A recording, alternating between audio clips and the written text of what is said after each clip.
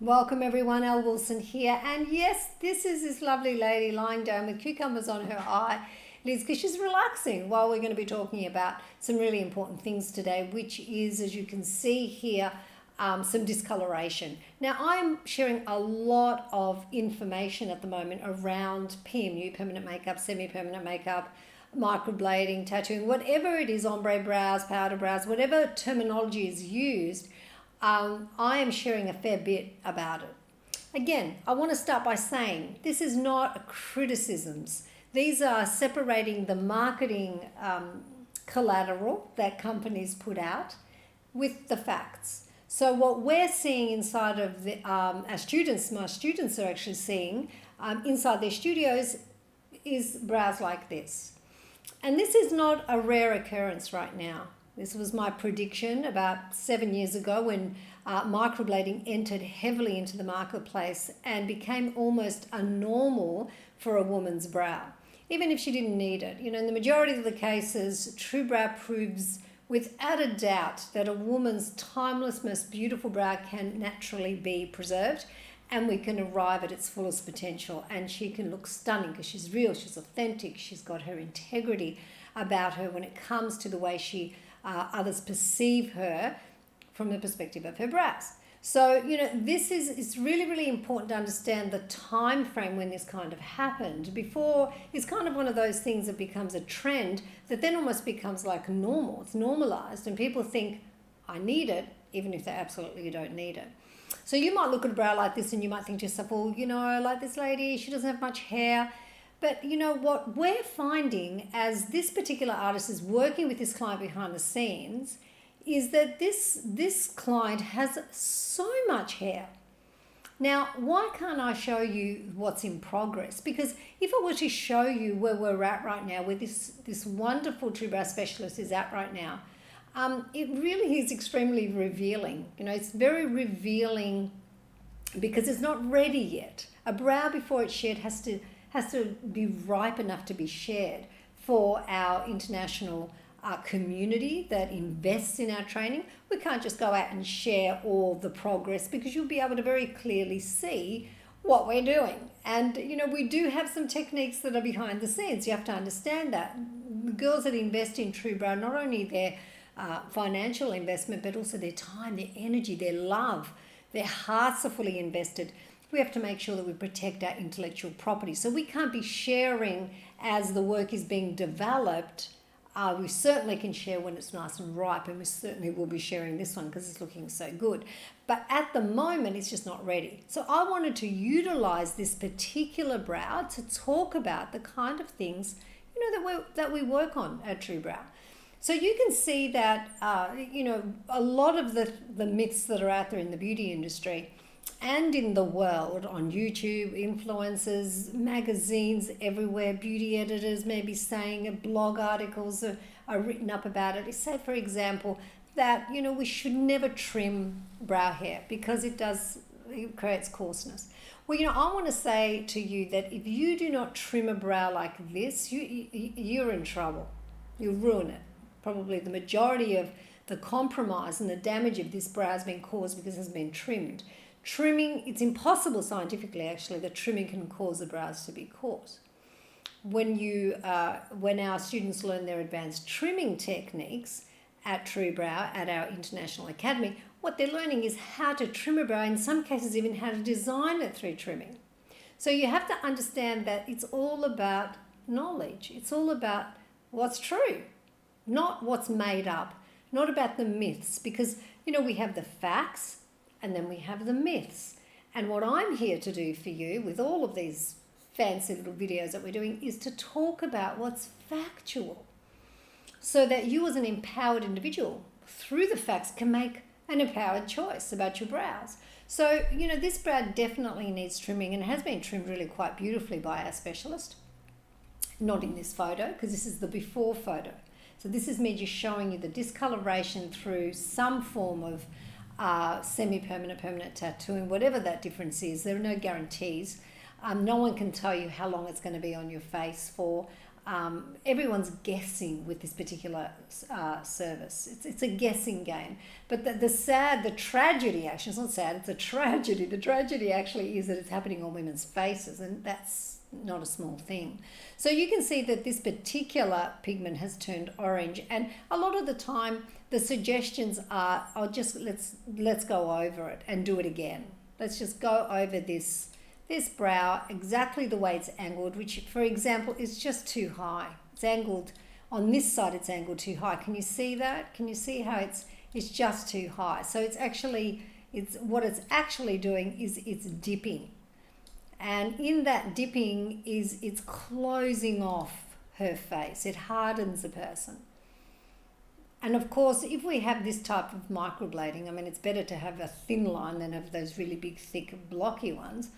Basically, you're just hardening the woman's face. And we know that women want to be soft and they want to look beautiful, right? We know that. Softness creates that lovely beauty. We see that when a bride's walking down the aisle, when a mum's just got her new baby in her arms and she's just glowing and soft, her features are all soft and open and relaxed. That's why we like to have those pouty lips. That's why we put lipstick on. That's why we like to have those lash extensions, many of us, because it softens. It's a softening thing. So the brows are the same. And if you have a look at this is not soft. Not only has it discoloured, and you know, this darling lady is waking up every day with this colour on her brows next to her husband, her partner. She absolutely has to put on some form of brow product to hide this colour. It's very hard to hide discoloration. You will find that the TrueBrow products that we have for our specialists are absolutely the bomb for hiding discoloration. So you can look into that if you're interested. But, you know, we've found out that they do a really good job at covering it. But many other brow products simply they're not made for it. They can't do it. So, you know, the whole myth, another myth I'm going to give you, I'm giving you a few, is that, you know, if you go for this type of treatment, you're never going to have to, you know, you're not going to have to put on brow products. You wake up in the morning feeling glorious and walk out the door. Now, I'm not speaking about the women that may be happening for. I don't know where they are, who they are. We don't see those women. We see the women that are tragically affected by this service. And I would say that there's more of you than we even are aware of, because you don't even know what to do with what's happened to your beautiful faces. And we want to reach out to you and say, seek the help. And you cannot just go anywhere, unfortunately, because to be able to work with the brow like this is a specialized skill.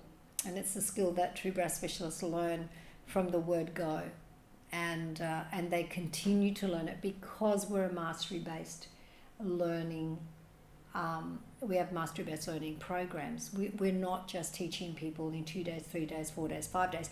Some people learn how to tattoo supposedly in 5 days. Our programs for the natural brow start at 12 months. So you can start to figure out this. You know, we want you to decide what you're doing with your brows, and this woman is going to definitely have to put on some form of brow powder every day. So that myth of not needing to is it's really just a myth.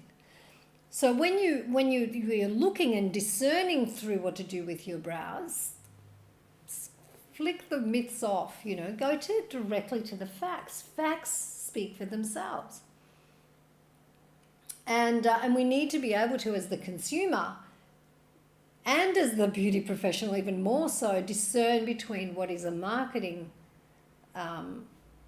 what's marketing collateral and what are actual factual things, you know. And, you know, these beauty professionals that have been trained in this and going out and doing it in the world, gosh, my heart goes out to them, because they're spending thousands upon thousands of dollars to do this. This is not a small thing. And in doing that, many of them then come to me and they're quite devastated and want to step in and learn how to do a real brow, how to do it the real way, but their money's already gone. And this is happening a lot. We're seeing this so much. So I want you, the consumer, you, the beauty professional, to ask yourself the question, you know, if my brows were like this, if this is what happened to my brows, would I be happy? and we, we're saying, there's a better alternative. So with a brow like this, we would be assessing this brow immediately as a TrueBrow specialist. We'd be looking at it, and we really would be looking at where is the repair work going to begin. And there's lots and lots of places. We have a beautiful language at TrueBrow that I created for the brow. And that's because, our language is for those elite specialists that are working towards, almost their PhDs in natural brow design, repair, transformation.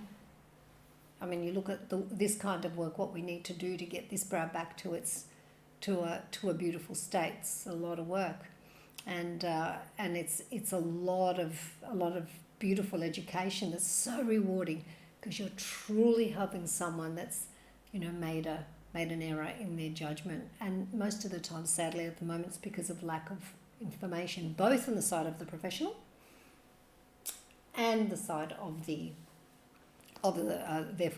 client. So I'm really excited about presenting this, like launching, revealing this brow to you when it's ready.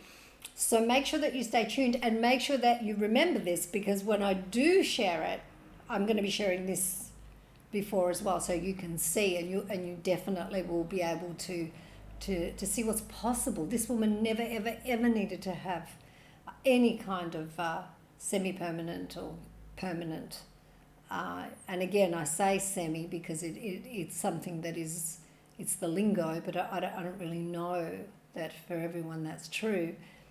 Let's see where she's at, and that she really didn't need it in the first place.